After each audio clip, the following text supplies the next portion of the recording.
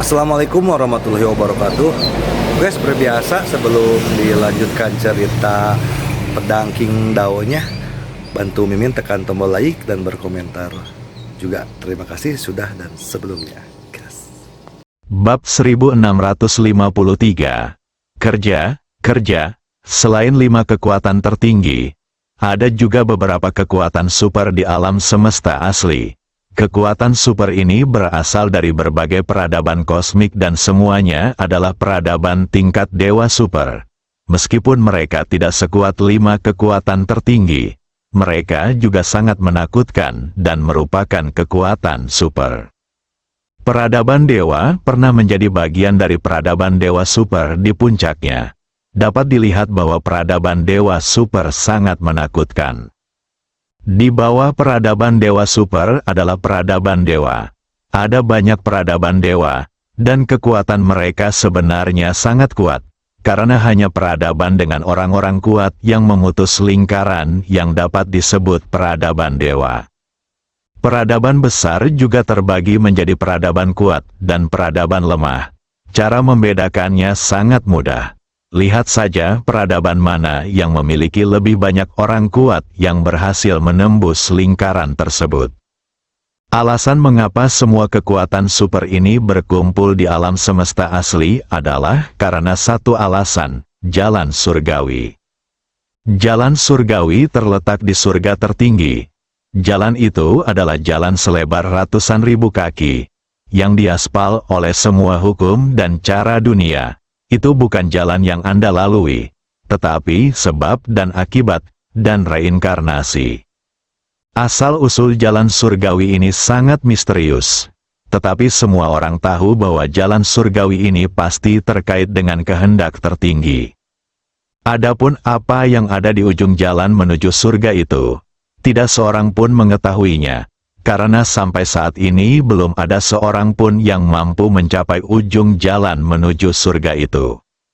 Semua kekuatan berkumpul di alam semesta hanya untuk rahasia di ujung jalan surgawi ini. Setelah sekian lama, Ye Guan menutup peta keamanan kosmik. Meskipun dia penasaran dengan jalan menuju surga, itu bukanlah sesuatu yang harus dia pertimbangkan saat ini.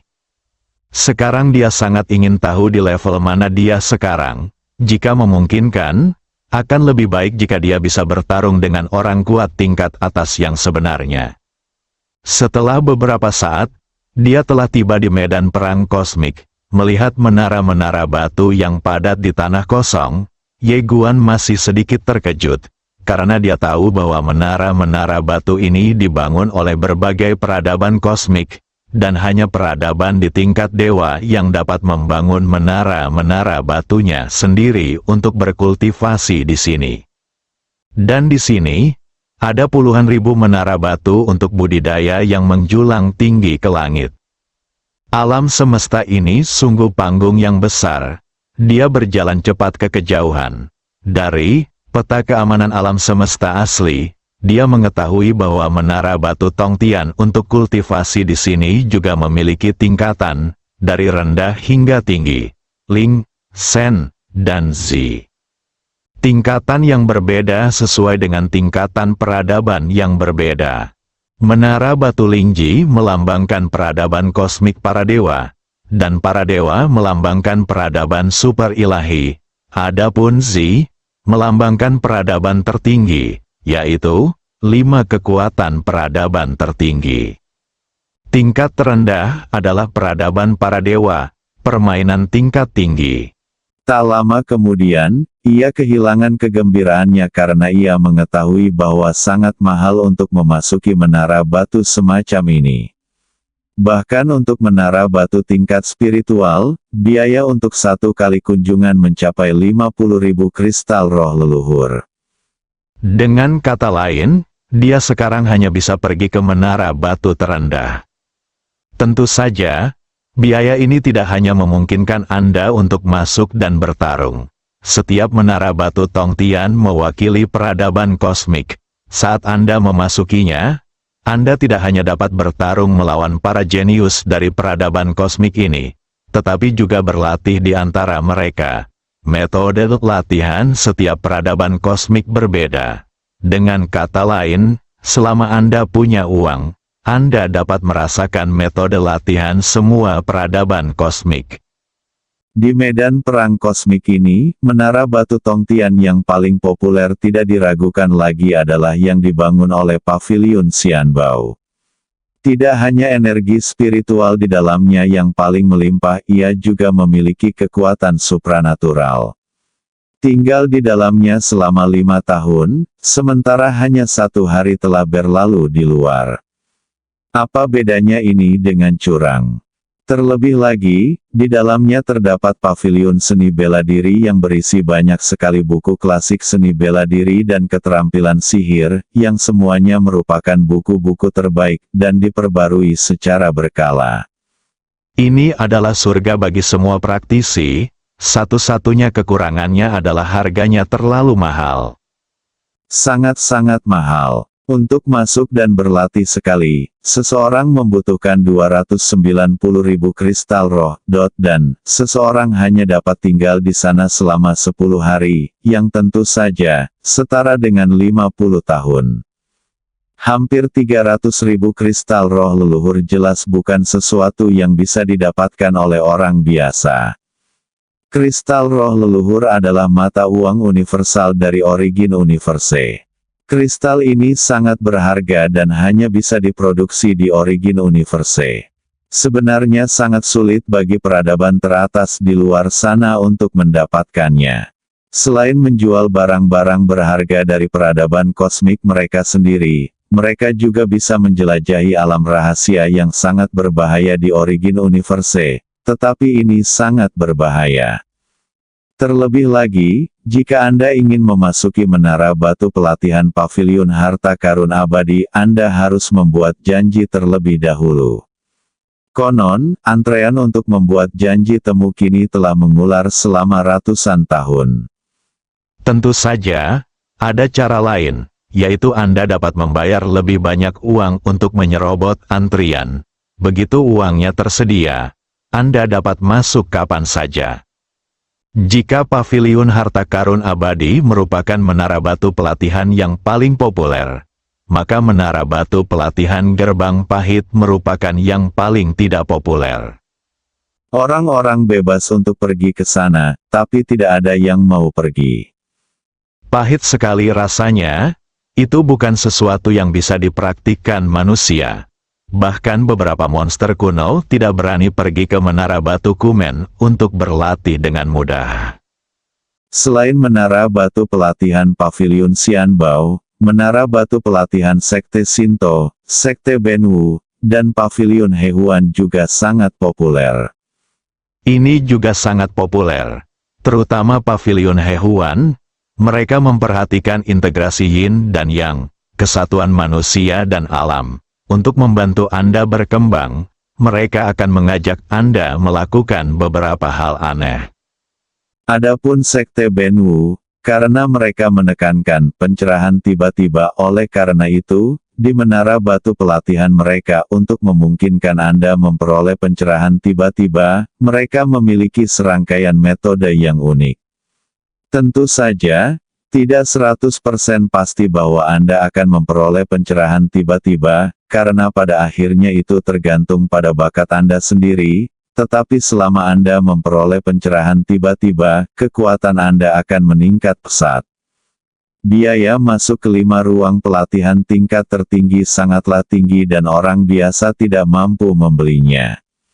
Setelah berputar-putar, Ye Guan akhirnya memilih menara batu kultivasi yang disebut Peradaban Bintang. Dia mengeluarkan peta keamanan alam semesta asli, untuk mempelajari tentang peradaban bintang ini. Ini adalah peradaban khusus, juga peradaban tingkat dewa. Mereka percaya pada bintang-bintang dan percaya bahwa bintang-bintang adalah akhir dari alam semesta. Dahulu ia sangat kuat, dan konon hampir menjadi peradaban yang tertinggi, namun kemudian karena alasan yang tidak diketahui, peradaban ini mulai menurun secara bertahap. Alasan mengapa ia memilih peradaban bintang ini adalah karena peradaban ini hampir mencapai peradaban tertinggi, dan mereka pasti memiliki beberapa fitur khusus. Tentu saja, alasan utamanya adalah bahwa peradaban bintang ini relatif murah. Harga minimum menara batu budidaya untuk peradaban lain adalah sekitar 70.000 atau 80.000, tetapi milik mereka hanya berharga 52.000. Ye Guan datang ke menara batu peradaban bintang. Yang mengejutkannya adalah menara pelatihan peradaban kosmik lainnya sangat ramai dengan banyak orang yang datang dan pergi. Tetapi hanya ada sedikit orang di sini. Seorang lelaki tua sedang menjaga menara batu. Ketika dia melihat Ye Guan, matanya langsung berbinar. Dia segera berdiri dan berlari ke arah Ye Guan. Dia tampak sangat bersemangat, tetapi dia segera menenangkan diri. Dia berkata dengan tenang, "Apakah kamu ingin masuk dan berlatih?" Ye Guan mengangguk, "Ya." "Sehat." Orang tua itu berkata cepat, "Anak muda, visimu bagus sekali. Peradaban bintangku adalah yang terdepan di antara semua peradaban." Ye Guan menatap lelaki tua itu, yang tersenyum canggung. "Aku berbicara tentang masa depan. Di masa depan, peradaban Kunsing kita pasti akan menjadi pemimpin di antara semua peradaban. Tidak ada keraguan tentang itu." Ye Guan merasa sakit kepala. Mengapa lelaki tua ini sedikit tidak normal? Dia juga merasa bahwa peradaban bintang ini sedikit tidak normal. Orang tua itu tampaknya takut kalau Ye Guan akan menyesalinya, jadi dia buru-buru berkata, "Bayar 52.000 kristal zuling, dan kamu boleh masuk." Ye Guan sedikit ragu-ragu. Melihat Ye Guan ragu-ragu, lelaki tua itu buru-buru berkata, "Lupakan saja, kamu adalah seorang pemuda yang tampan, aku akan memberimu diskon, 800 kristal roh leluhur sudah cukup." "Oh sial." Ye Guan tercengang. "Sialan, beginikah caramu mengalahkanku?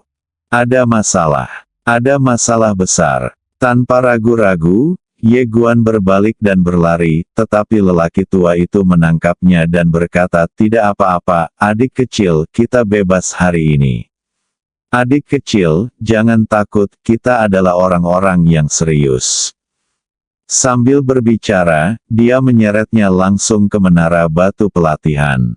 Ye Guan. Setelah lelaki tua itu merekomendasikan Ye Guan untuk berlatih di menara batu, dia segera mengeluarkan batu bintang kecil, mentransmisikan suaranya dengan energi yang dalam, dan berkata dengan penuh semangat, "Kerja. Kerja." Begitu Ye Guan memasuki menara batu pelatihan, susunan teleportasi bintang muncul di bawah kakinya, dan kemudian dia tiba di medan bintang yang tidak dikenal. Di hamparan bintang ini, jika melihat ke atas Anda dapat melihat hamparan bintang yang tak berujung. Bintang-bintang itu tersebar di kedalaman alam semesta, memancarkan cahaya bintang yang menyilaukan. Saat Ye Guan tengah bertanya-tanya, tiba-tiba sinar cahaya bintang datang dari segala arah. Dia tertegun. Cahaya bintang berhamburan dari segala arah seperti meteor, dan akhirnya jatuh di sekelilingnya. Cahaya bintang itu menghilang, dan para pemuda dan pemudi muncul di sekelilingnya, jumlahnya ribuan. Selain itu, alam mereka sangat tinggi, dan setidaknya beberapa dari mereka telah melampaui alam para dewa. Semua pria mengenakan jubah hitam dengan jubah hitam di bagian luar. Jubah itu sangat indah, dan tampak seperti galaksi, berkilauan.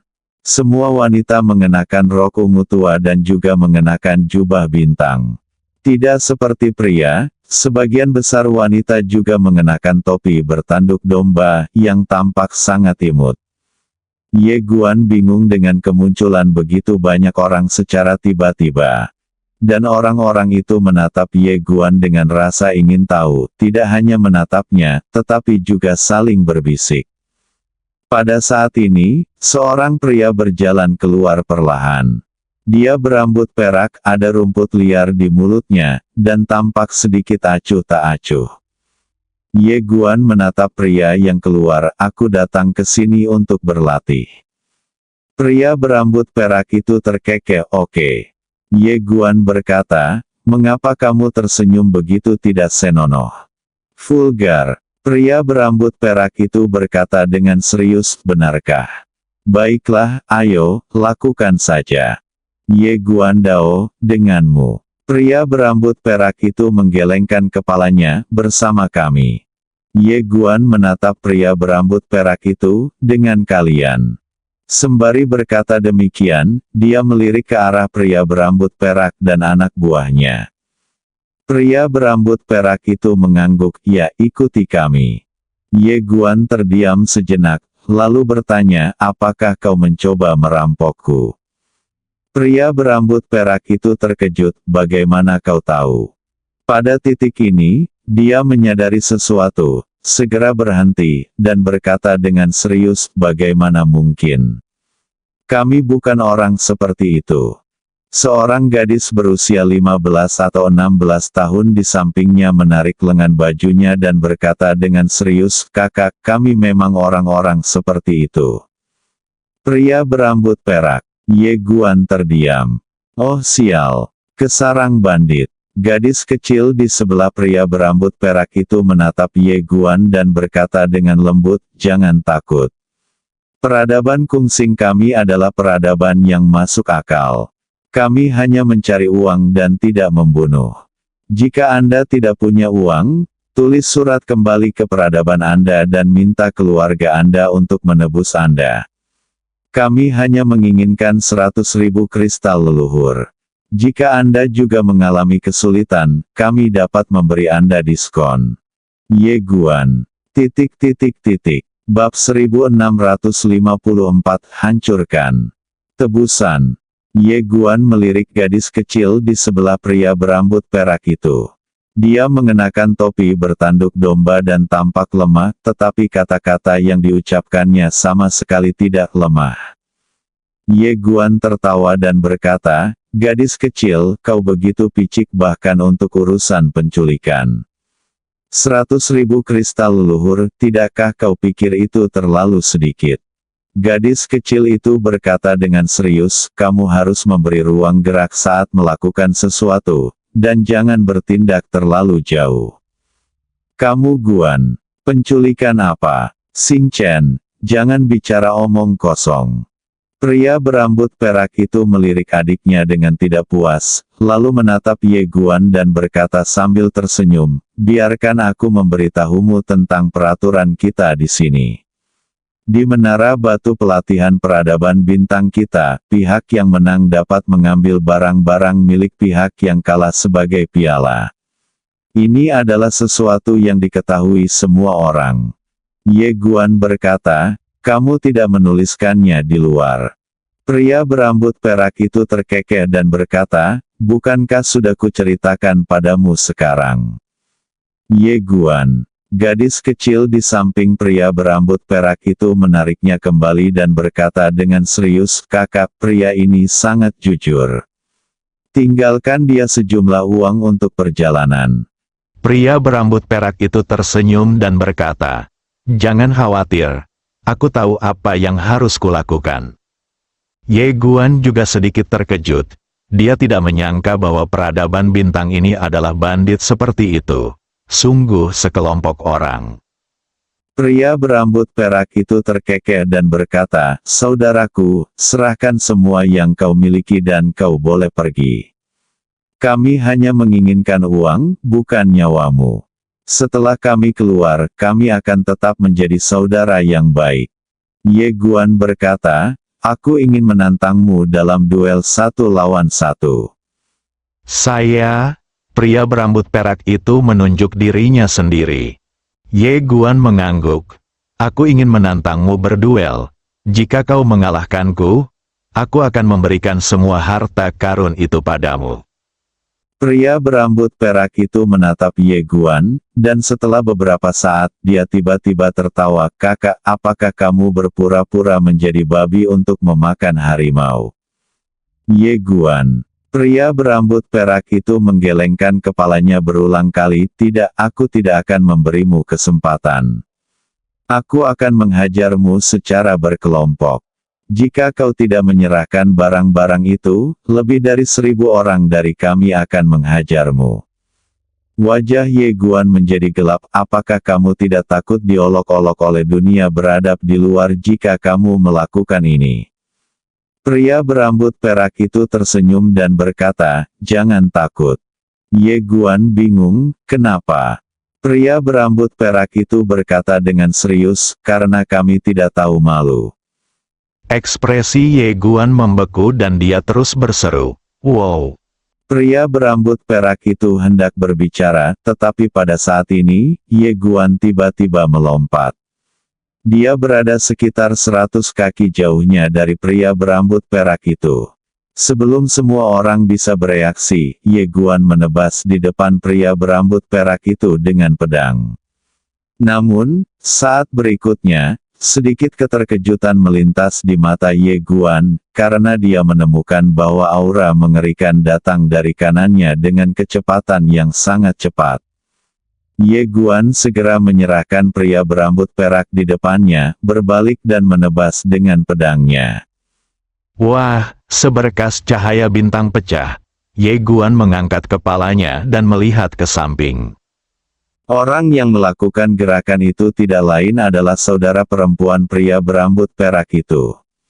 Di tangan kirinya, dia memegang busur besar yang sangat tidak proporsional dengan tinggi badannya. Busur itu lebih tinggi darinya. Busur itu berwarna biru kristal, seolah ditempa dari bintang-bintang, dan tali busurnya berlapis emas, mengalir seperti air. Setelah mengamati lebih dekat, Ye Guan menemukan bahwa itu adalah periode waktu yang istimewa. Gunakan bintang sebagai badan busur dan tahun sebagai tali busur. Melihat Ye Guan datang, gadis kecil itu menarik tali busurnya sekuat tenaga. Kau, menyerahlah, dan aku tidak akan membunuhmu. Pembudidaya pedang, tak jauh dari situ. Lelaki berambut perak yang sudah melarikan diri itu tiba-tiba berkata dengan terkejut, kau ternyata seorang kultivator pedang. Ye Guan berbalik dan menatap pria berambut perak itu, yang buru-buru berkata, semuanya, ayo bersama. Saat suaranya jatuh, para pria dan wanita dari peradaban bintang di sekitarnya tiba-tiba mulai bernyanyi dengan keras. Suara mereka seperti aliran sungai yang mengalir perlahan di atas kerikil pada awalnya, lembut dan halus, tetapi segera, suara mereka tiba-tiba menjadi melengking, seperti ombak yang menghantam pantai, satu gelombang demi gelombang, penuh gairah dan bergelombang. Saat mereka melantunkan mantra, Ye Guan mengerutkan kening dalam-dalam. Karena dia menemukan bahwa semua bintang di alam semesta yang tak berujung ini mulai berputar dengan kecepatan tinggi. Ada yang salah, Ye Guan tidak berani ceroboh, karena yang dihadapinya adalah para jenius teratas dari generasi muda peradaban bintang ini, bukan hanya satu, melainkan sekelompok. Ye Guan tidak melakukan tindakan apapun, dia sedikit tertarik dengan peradaban ini. Pada saat ini, pria berambut perak itu tiba-tiba berteriak, bintang-bintang. Hancurkan. Begitu dia selesai bicara, di alam semesta yang luas, bintang-bintang yang tak terhitung jumlahnya tiba-tiba meledak dengan cahaya bintang yang cemerlang yang menembus ruang dan waktu, dan langsung datang ke sekeliling Ye Guan, langsung menenggelamkannya. Di lapangan, para jenius peradaban bintang menatap ke area tempat Ye Guan berada. Pria berambut perak yang memimpin sedikit gugup. Dia tidak akan dipukuli sampai mati, kan? Meskipun mereka tidak tahu malu, mereka masih punya moral. Selama bertahun-tahun, mereka hanya merampok dan tidak pernah membunuh orang. Perampokan dilakukan karena kemiskinan dan kebutuhan makan.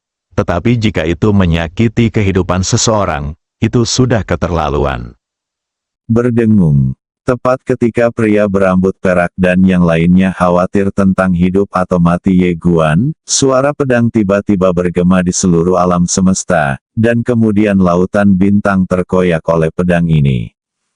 Persetan, pria berambut perak dan yang lainnya tiba-tiba terkejut. Tetapi sebelum mereka bisa bereaksi, sebuah pedang diayunkan langsung ke arah pria berambut perak itu. Dia sangat cepat dan berada di depan pria berambut perak itu dalam sekejap mata. Tepat ketika Ye Guan hendak meletakkan pedangnya di antara alis pria berambut perak itu, tiba-tiba, dia merasakan napas yang kuat datang dari belakangnya. Dia berbalik dan menebas dengan pedangnya, dan panah bintang langsung menancap di bilah pedangnya.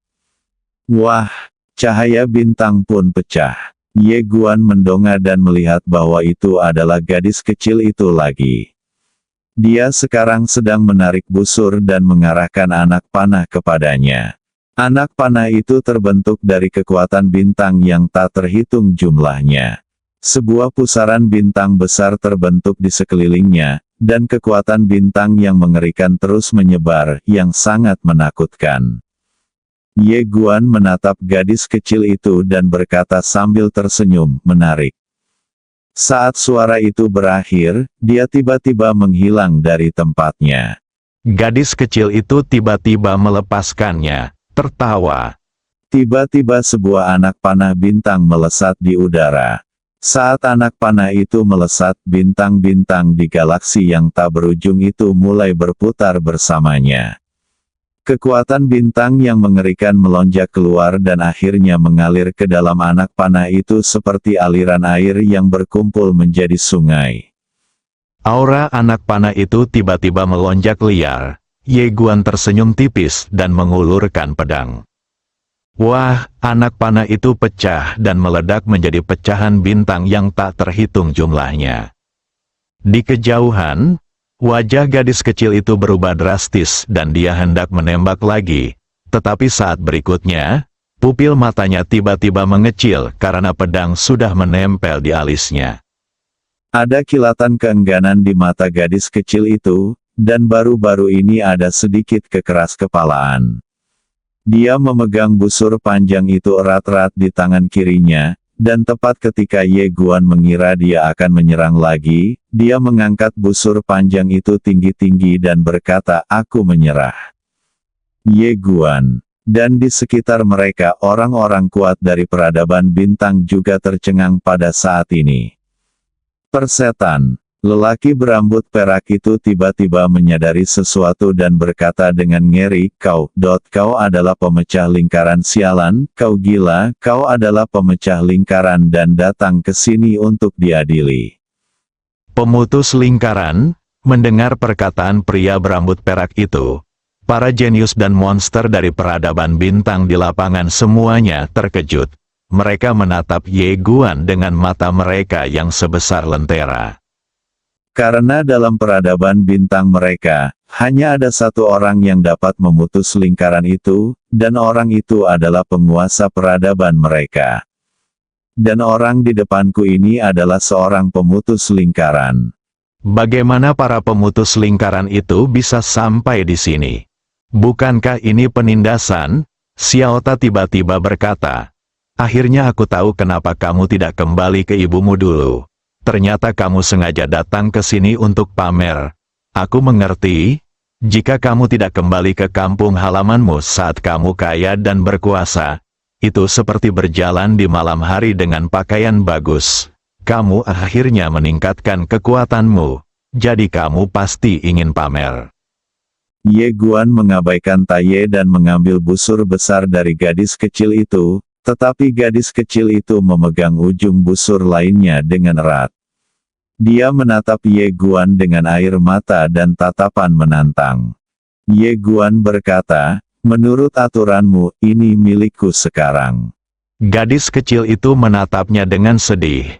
Air mata mengalir di wajahnya.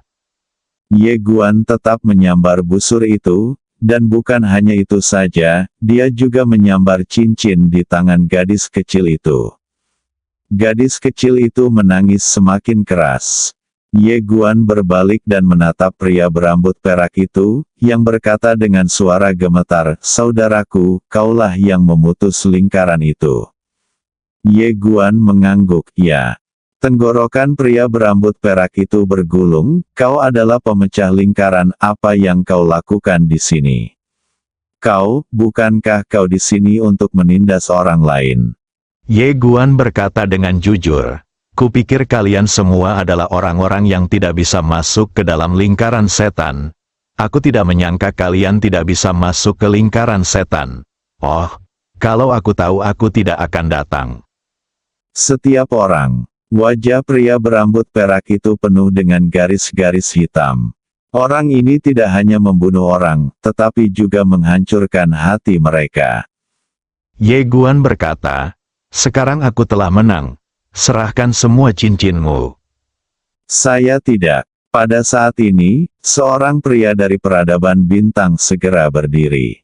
Dia menatap Ye Guan dengan cemberut di wajahnya, "Aku tidak punya uang, tetapi aku punya kehidupan. Kamu." Sebelum dia bisa menyelesaikan kata-katanya, sebuah pedang sudah ditempatkan di antara kedua alisnya. Ekspresi pria itu membeku, dan dia berkata dengan suara gemetar, "Apakah kamu serius?" Ye Guan menatapnya tanpa berkata apa-apa dan mendorong pedangnya ke depan. Sebuah retakan muncul di dahinya dan darah mengalir keluar. Pria itu segera mengeluarkan cincinnya dan memasangnya di pedang Ye Guan Dao. "Saudaraku, menurut aturan dunia seni bela diri, kamu tidak akan dibunuh jika kamu membayar." Ye Guan menyingkirkan cincin itu, lalu melihat orang-orang dari peradaban bintang di lapangan. Awalnya semua orang ingin melawan. Tetapi ketika mereka tahu bahwa Ye Guan adalah seorang pelanggar, mereka pun menyerah. Bagaimanapun, uang adalah sesuatu yang berada di luar tubuh seseorang. Mereka menyerahkan cincin penyimpanan mereka satu demi satu. Ye Guan mengumpulkan cincin milik semua orang. Akhirnya, dia menatap pria berambut perak itu. Pria berambut perak itu ragu sejenak, lalu berkata, "Kakak, aku akan memberikan cincin itu kepadamu. Bisakah kamu mengembalikan busur itu kepada adikku?" Ye Guan berkata dengan tegas, "Tidak." Lelaki berambut perak itu memohon, "Kakak, itu nyawa adikku. Kembalikan saja padanya. Aku akan cari uang dan membayarmu nanti." Ye Guan masih menggelengkan kepalanya, "Tidak." "Kakak laki-laki." Pria berambut perak itu tiba-tiba memeluk paha Ye Guan dan meratap, "Kakak tersayang. Tolong kasihanilah aku dan adikku. Bagaimana dia bisa hidup tanpa busur Dewa Bintang? Dia adalah harapan terakhir peradaban bintang kita. Kakak, kembalikan padanya, aku bahkan akan memanggilmu ayah." Pada saat ini, gadis kecil itu berjalan ke arah pria berambut perak itu, dan dengan lembut menariknya berdiri. Meskipun dia masih menangis, dia memeluk kakaknya erat-erat, tidak membiarkannya pergi untuk meminta bantuan. Namun, dia masih memeluk Ye Guan dengan erat dan memukul pahanya, seolah-olah dia tidak akan melepaskannya kecuali Ye Guan setuju. Ye Guan berpikir sejenak, lalu berkata, "Aku cukup miskin akhir-akhir ini." Kemiskinan.